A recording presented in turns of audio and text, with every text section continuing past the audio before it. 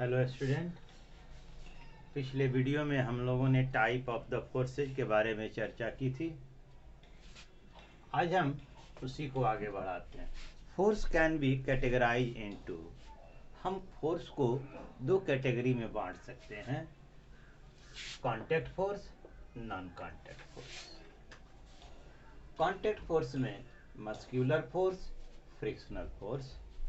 Non contact force होते हैं magnetic force, electrostatic force, gravitational force. अब हम इन फोर्स के बारे में एक एक करके जानेंगे कि इन्हें कहते किसे। जैसे muscular force, the force exerted by muscles is known as the muscular force. हम मसल्स के जरिए जो भी फोर्स अप्लाई करते हैं उसको हम मसल्स फोर्स के नाम से जानते हैं। सुबह से लेकर शाम तक we doing the lot of the works around us or at home in which we apply the muscles force, जिसमें हम muscles force, some common example, weightlifting, even in your gym when you going to gym, horse pulling a cart, घोड़ा एक गाड़ी को खींचता है, a pair of bullock pulling a plow, है ना, cycling, all these are the common example in which we apply the muscles force। इसी को हम मस्कुलर फोर्स कहते हैं। Next, frictional force, the force created between the surface at the contact points when a body try to move over the another body which oppose the motion of the body is called frictional force. जब एक body दूसरे body के ऊपर, surface के ऊपर move करना चाहती है तो उन दोनों सरफेस के बीच में जहां कांटेक्ट पॉइंट है वहां पर एक फोर्स क्रिएट होता है जो उस बॉडी के मोशन को अपोज करता है। उसी अपोजिंग फोर्स को हम फ्रिक्शनल फोर्स कहते हैं। The force which oppose the relative motion of the body when a body try to move, है ना, over the another body is called the frictional force. Now we talk some nature of the frictional force। Frictional force के बारे में और कोई जाने? Frictional force always oppose the relative motion. Frictional force हमेशा relative motion को oppose करता है, यानी कि इसका जो नेचर है वह अपोजिट है। It depend on the nature of the surfaces in contact. यह जो है, जो सरफेस, दो बॉडी जो एक दूसरे के ऊपर चलने का प्रयास करते हैं, उनके जो सरफेस है जो एक दूसरे के कांटेक्ट में है, उनकी प्रकृति पर वह निर्भर करता है। यदि रफनेस अधिक है तो फ्रिक्शनल फोर्स ज़्यादा होगा, रफनेस कम है तो फ्रिक्शनल फोर्स कम होगा। ठीक है।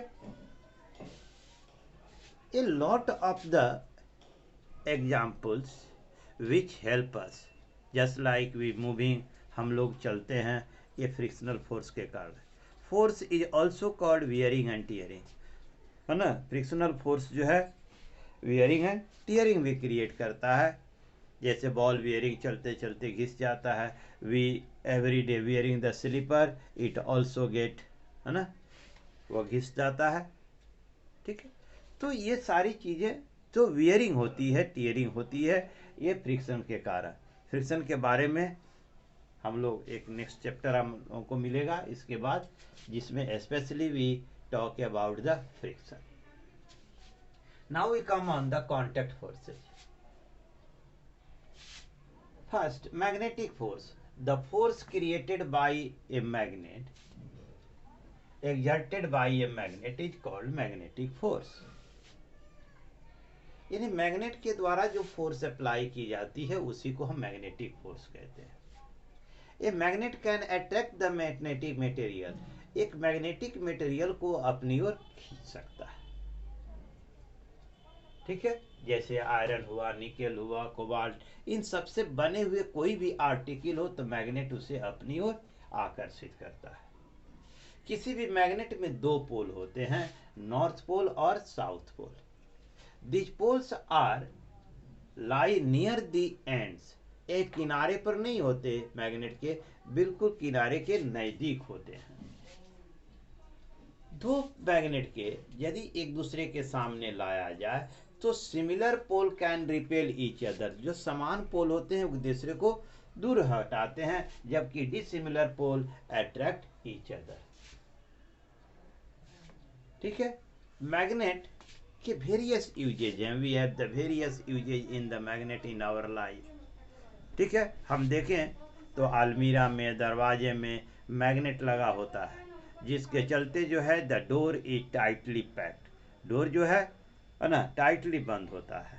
इसी तरह there are many toys which is based on the magnet, ऐसे बहुत सारे खिलौने बनते हैं जो मैग्नेट पर आधारित होते हैं। ठीक इसी तरह जो स्पीकर होता है, उस स्पीकर में भी आप देखें तो मैग्नेट लगा होता है। तो we have the various uses of the magnet. बड़ी बड़ी जो है जगहों पे इलेक्ट्रोमैग्नेट का हम यूज करते हैं, बड़ी बड़ी भारी चीज़ों को, सामान को उठाकर एक जगह से दूसरी जगह भेजने के लिए, उठाकर रखने के लिए हम उसको इलेक्ट्रोमैग्नेट का यूज करते हैं। It can attract the heavy load towards it, यह हेवी लोड को जो है खींच सकता है। ठीक है, एक टेनी मैग्नेट होती है जो एक कील के ऊपर होती है और फ्रीली रोटेट कर सकती है, इसे हम कंपास कहते हैं। यह जो एक छोटी सी मैग्नेट नीडल होती है, इट ऑलवेज, मैग्नेट का जो प्रॉपर्टी है कि it always be align along north south direction. एक मैग्नेट को हैंग कर दिया जाए तो हमेशा यह उत्तर दक्षिण की दिशा में आकर स्थिर होता है। ठीक है, तो जो एंड उत्तर डायरेक्शन में होता है, उत्तर की दिशा में होता है, उस एंड पर नॉर्थ पोल होता है, और जो एंड साउथ डायरेक्शन में होता है उस पर साउथ पोल होता है। तो मैग्नेटिक कंपास भी इसी सिद्धांत पर काम करता है। मैग्नेटिक कंपास को जब छोड़ देते हैं तो हमेशा नॉर्थ साउथ डायरेक्शन में ही आकर स्थिर होता है। तो इसका मोस्टली यूज जो होता है नेविगेशन में होता है। जो वॉयेजर होते थे पहले जो है, जब दिशा का ज्ञान नहीं होता था तो कंपास के जरिए वो दिशा का ज्ञान करते थे, क्योंकि नीडल हमेशा किस दिशा में स्थिर होगा, उत्तर दक्षिण की दिशा में। तो जो सिरा उत्तर की ओर होता है तो उसमें मार्क होता है नॉर्थ साउथ डायरेक्शन, उस पर कलर्ड किए होते हैं रेड और green, red is the north, green is the south, तो मार्क होते हैं।